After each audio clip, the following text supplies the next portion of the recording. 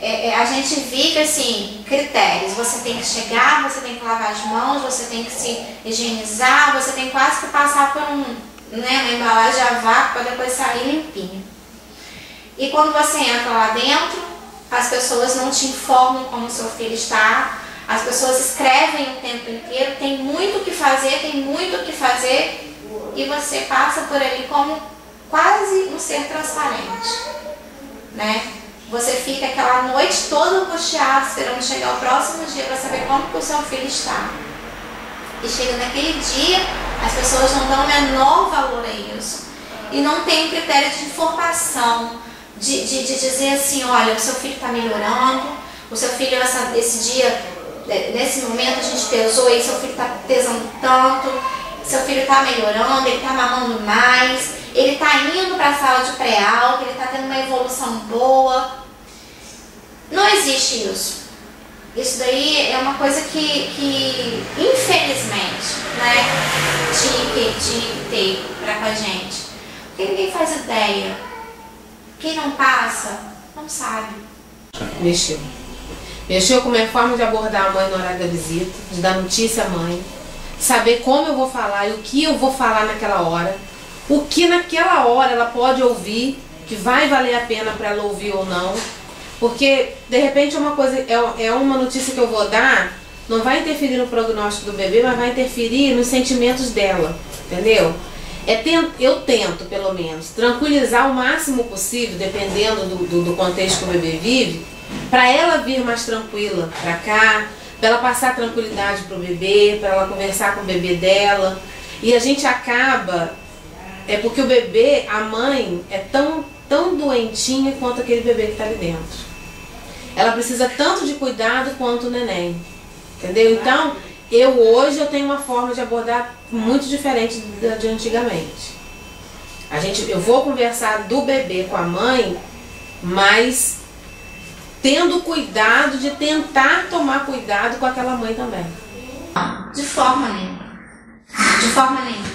E uma coisa assim que me deixou assim, muito entristecida é que eu não podia trocar uma fralda do meu filho. Se um auxiliar, um técnico de enfermagem pode calçar uma luva e trocar uma fraldinha do neném, por que as mães não podem fazer isso? Calçar uma luva e trocar a fralda do seu filho. Por que as mães têm que fazer isso depois de dias, meses, ou às vezes até anos? Então ela tem que começar a fazer isso. Eu não pude trocar a roupa do meu filho para ele sair da maternidade, né? A proximidade da gente com o filho não existe. Por que isso? Por que eu não posso ser mãe e fazer o meu filho sentir que eu estou ali com ele? Que ele está em um momento, mas que o momento que ele está ali, eu estou ali com ele, que ele não está sozinho. Porque se o neném entende, a partir de alguns meses na sua barriga e ouve a sua voz, entende o que você fala, por que depois que ele nasce, vai para a UTI e deixa de entender e sentir você? Entendeu? Eu acho que às vezes isso pode ajudar o neném a se recuperar, porque o emocional eu acho muito importante, né? O que é deixado muito de lado, né? Nesse momento de mãe de UTI e filho. Isso é quase abonado nessa história. É uma coisa mecânica, né? E isso aí foi uma coisa que me marcou muito, não poder trocar uma fralda do meu filho. E os cuidados que a criança tem lá, o que você pode fazer, que você não pode fazer, que eles podem, né? De uma forma assim geral, né? De pegar o neném na hora que você quer, de dar uma mamar. Eu lembro de uma história muito complicada que eu passei, porque no começo a mãe fica num estresse tão grande que até o leite para de sair. E eu passei por isso, né? No primeiro dia eu estava produzindo 5 ml de colostro, eu já estava saindo. No segundo dia eu produzi 2. Meu filho estava mamando 30 ml. Então eu entrei num desespero de não poder, de achar que eu não poderia conseguir sustentar o meu filho.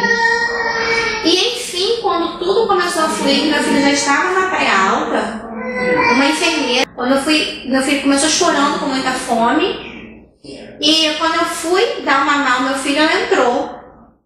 E ela me proibiu de amamentar meu filho naquela hora. Era 5 horas da tarde, e lá o mamar seria às 6.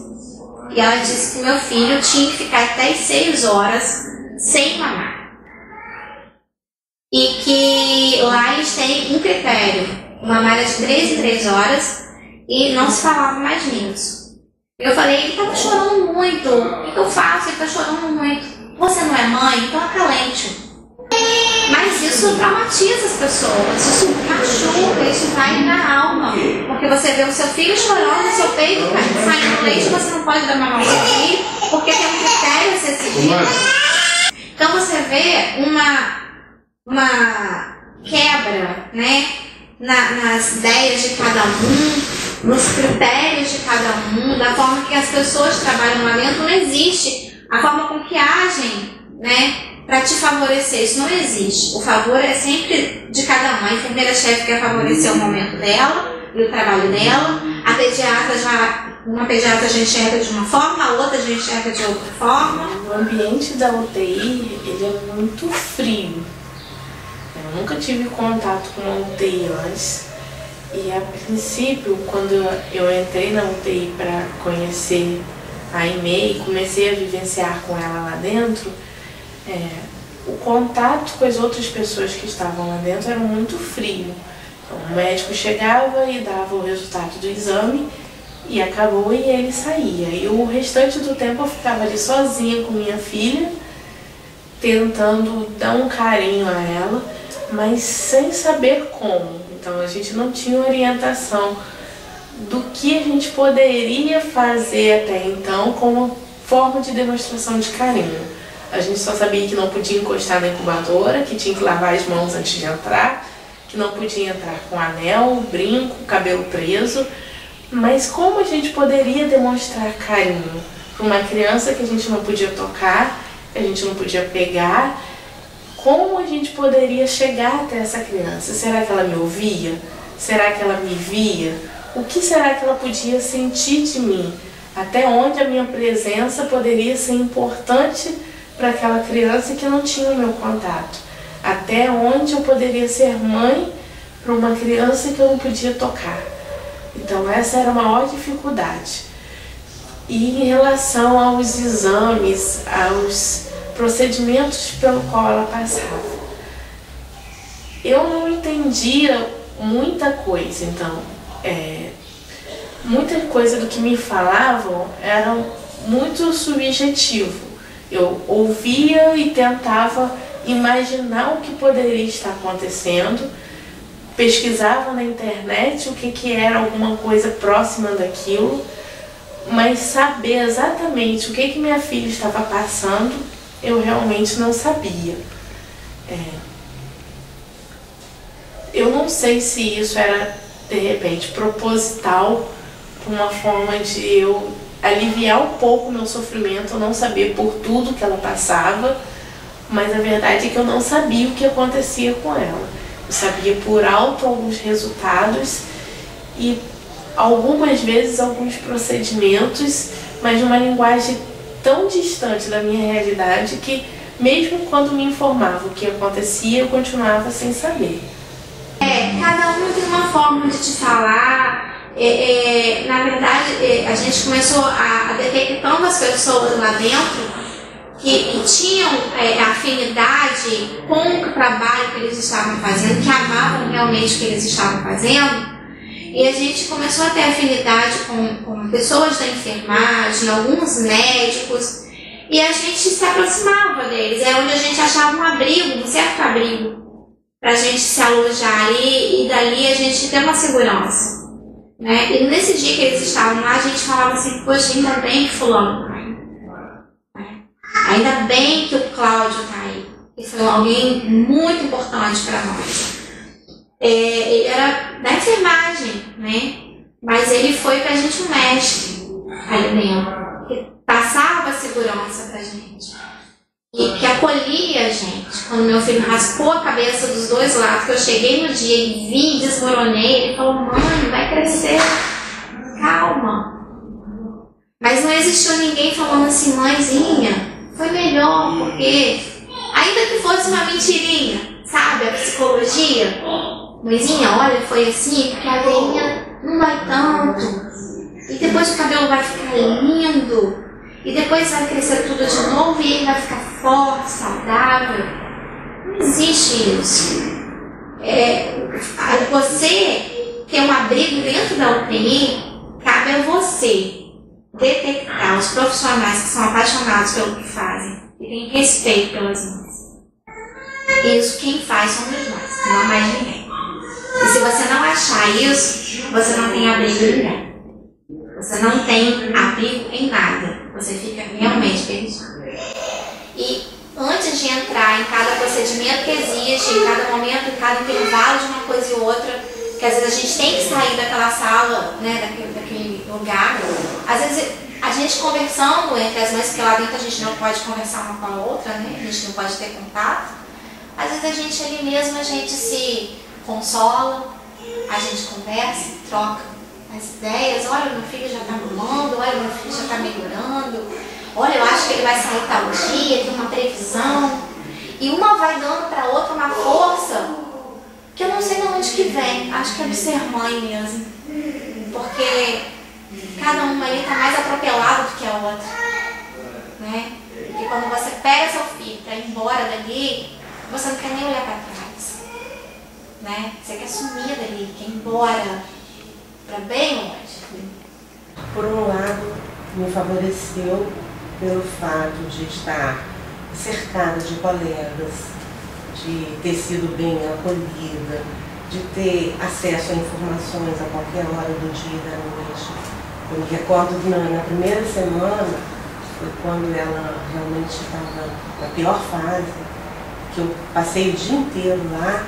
Aí quando eu cheguei em casa, me deu uma angústia, eu retornei meia-noite e meia, eu retornei ao hospital, ao UTI, e chorei muito naquele momento, peguei o telefone, liguei para a pediatra que fez a sala de parto, minha amiga, e eu chorei e falei assim: eu acho que eu vou perder minha filha mais um filho, vou perder mais uma vez, porque foi o dia que ela realmente estava mais grave.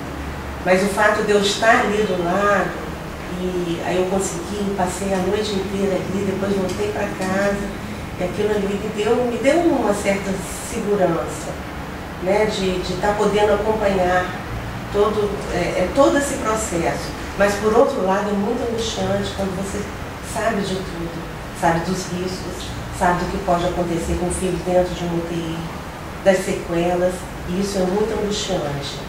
Então, tinha uma hora que eu rezava, eu falei assim: eu queria ser leiga, para não ter essa... para não ter noção desse sofrimento, que ficar lá só como mãe mesmo, só rezando, torcendo para tudo dar certo. E realmente esse conflito realmente existe.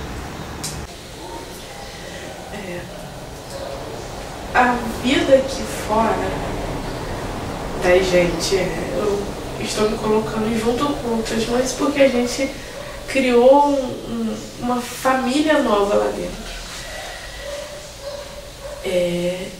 As pessoas têm dificuldade de se aproximar da gente. Eu acho que elas olham pra gente e veem uma dor tão grande que parece que fica com medo de chegar perto e aquela dor passar para elas. A própria família, ela não sabe como chegar na gente. Então, logo assim que a Amy nasceu, eu já tinha ganhado do meu pai os móveis do quarto dela de presente. E eu vim para casa e pedi ao meu marido para montar. E ele se recusou. Ele falou que eu estava me preparando para sofrer montando um quarto de uma criança que não viria. E eu persisti e chamei meu pai e meu irmão e pedi que montasse o quarto dela. eu sempre fotografei a Aimee, mesmo em situações que ela não estava tão bem. E isso causou muito estranhamento, tanto montar o quarto quanto fotografar a Aimee. Chegavam as pessoas a questionar o porquê que eu estava fazendo aquilo, de às vezes achar até que a gente estava perto de uma loucura, por não entender que a gente precisava acreditar que aquela criança que está lá iria vir para os nossos braços. Então, as pessoas não entendem que o ser mãe de uma criança que está na UTI, ainda assim é ser mãe. É muita dor, é muito sofrimento, mas é muito amor que a gente sente. Então, a gente quer fazer pelo filho também o que uma mãe normal faria dentro daquelas limitações. Então as pessoas te olham com estranhamento, perguntando, mas como que vai montar um quarto? Mas como que vai comprar uma roupa para uma criança que não veste roupa? Mas como que quer botar um laço no cabelo de uma criança que teve o cabelo raspado?